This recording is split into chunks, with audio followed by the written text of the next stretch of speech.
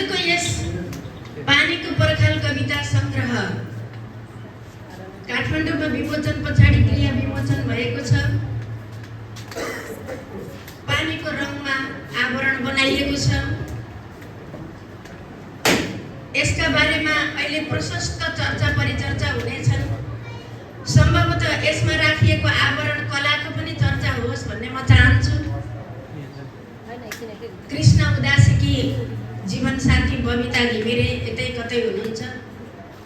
उहाँका दुईजना बाल बच्चा दुईजना हुनुहुन्छ।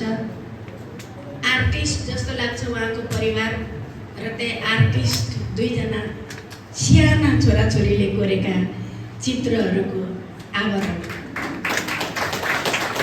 कलम कपी समाउँदाखेरि कोर्दै जाँदा कृष्ण उदासीका छोरा र छोरी ट्विन्स छन्। त्यस्तो केटो र अहिले पनि तपाईहरूले हेर्नुहोस् त कृष्ण उदासीलाई त्यही केटो जस्तो देख्नुहुन्छ। ऊर्जाशील, गन्तव्यमा अगाडि बढिरहने। अर्को कुरो कृष्ण उदासीको परिचय मैले भन्नु पर्दा तपाईको फलानु कुराहरू मलाई चित्त बुझेन भएन।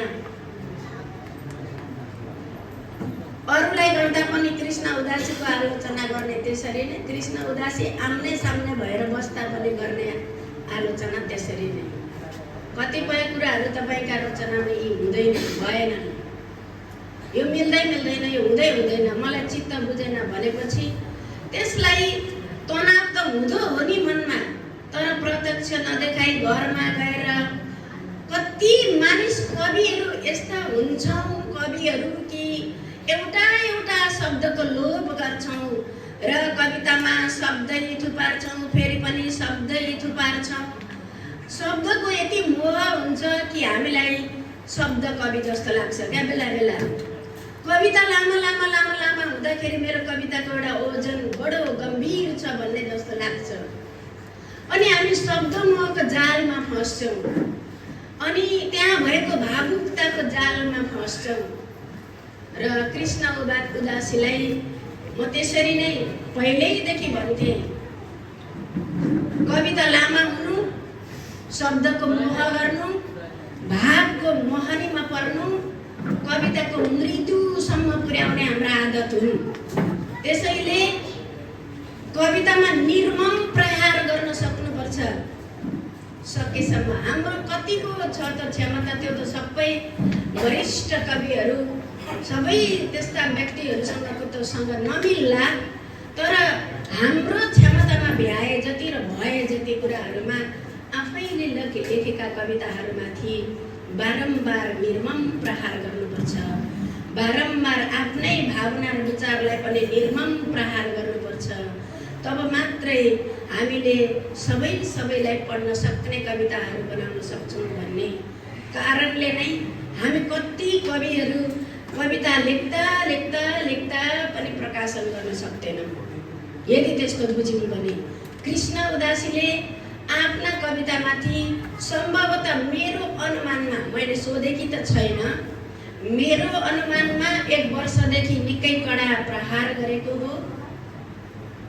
सम्भवतः मेरो अनुमानमा 1 वर्षभन्दा पनि बढी नै आफ्ना कवितामाथि प्रहार गर्न थालेको हुनाले यस कविता सङ्ग्रहभित्रका कवितामा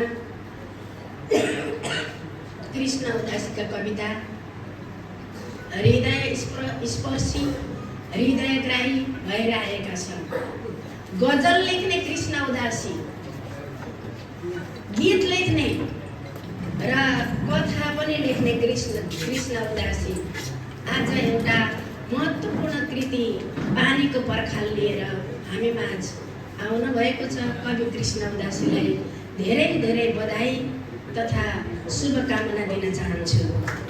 कृष्ण उदासीको परिवारमा एकजना पनि त्यस्तो कवि लेखक हुनुहुन्न। परिवारको साइलो छोरा कृष्ण उदासी।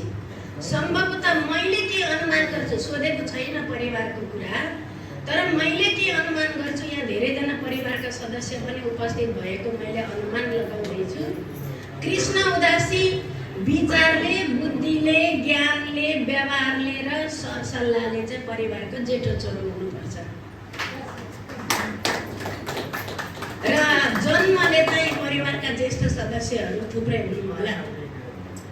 त्यसकारण एउटा व्यक्तिलाई परिपक्व बनाउनका लागि उसको चिन्तन, स्वर, व्यवहार, सम्पर्क, सहनशीलता, त्याग, धेरै कुराहरूका आवश्यकता पर्दछ। आलोचना सहन सक्ने, आफैलाई प्रहार गर्न सक्ने, लागेपछि भित्तोसम्म पुगुन्जेलसम्म लाग्ने र आफ्नो काम सम्पन्न गर्नु पर्यो भने व्यवहारहरू नबिगारिकन कामलाई सम्पन्न गर्न सक्ने एउटा व्यक्ति कृष्ण उदासीको कविता पानीको पर्खाल। तर यो पानीको पर्खाल कृतिका बारेमा, शीर्षकका बारेमा चाहिँ मैले मेरो मात्रै अनुमान लगाउन सक्छु। सायद धेरै कवि लेखकहरूले आफ्नो मात्रै अनुमान लगाउन सक्नु होला। मेची खोला भारत र नेपालको पानीको पर्खाल, त्यस्तै धेरै अन्य सिमानाहरू, पल्लो घर, ओल्लो घर, एउटा बाँध, एउटा पैनी र कतिपय मेडिटेसन गर्नेहरूले भन्नुहुन्छ पानी जतिको शक्तिशाली अरूको कुरा हुँदैन। पानीमा मन्त्र फुकेर दिनुहोस् तपाईँको विराम जाति हुन्छ भन्नुहुन्छ। अनि पानीले ओम शान्ति गरेको हामीले हरेक कार्यहरूमा देखेका छौँ। अनि त्यो पानी कति शक्तिशाली चिज हो यसको त बयान गरेर पनि सकिन्न। अघि नै पनि पानीका कुराहरू आए, त्यसमाथि पनि पर्खालको कुरा लागिसकेपछि पक्कै पनि कृष्ण उदासीको मन र विचारमा पानीको पर्खालका सम्भावनाहरू, अवस्थाहरू र प्रक्रियाहरूका बारेमा केही न केही खुल्न जाला। यहाँ संवादहरू होलान्। यी कुराहरू प्रशस्त आउनेछन् भन्दै यो कृतिमाथिको एकदमै सुखद सफलताको कामना गर्दै मैले कृष्ण उदासीलाई यसरी नै यहाँहरूमाझ परिचय गराएँ। बाँकी त यदि कोही मान्छेले चाह्यो भने एउटा बायोडाटा जहाँ पनि भेट्न सकिन्छ। सिङ्गो बायोडाटा हेरेर सम्पूर्ण कुराहरू पत्ता लगाउन सकिन्छ।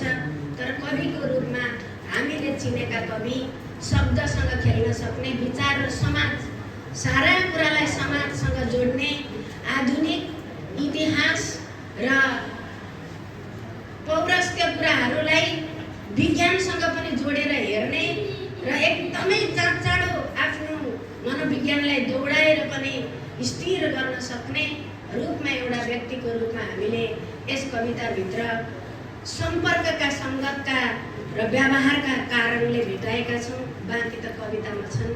यहाँहरूले पक्कै पनि कविता सङ्ग्रह भेटेपछि, प्राप्त गर्नुभएपछि कृष्ण उदासीलाई बढी चिन्नुहुनेछ भन्दै म उत्तरोत्तर प्रगतिको कामना गर्दै, सानो सफलता पछाडि मान्छे हराउन सक्छ।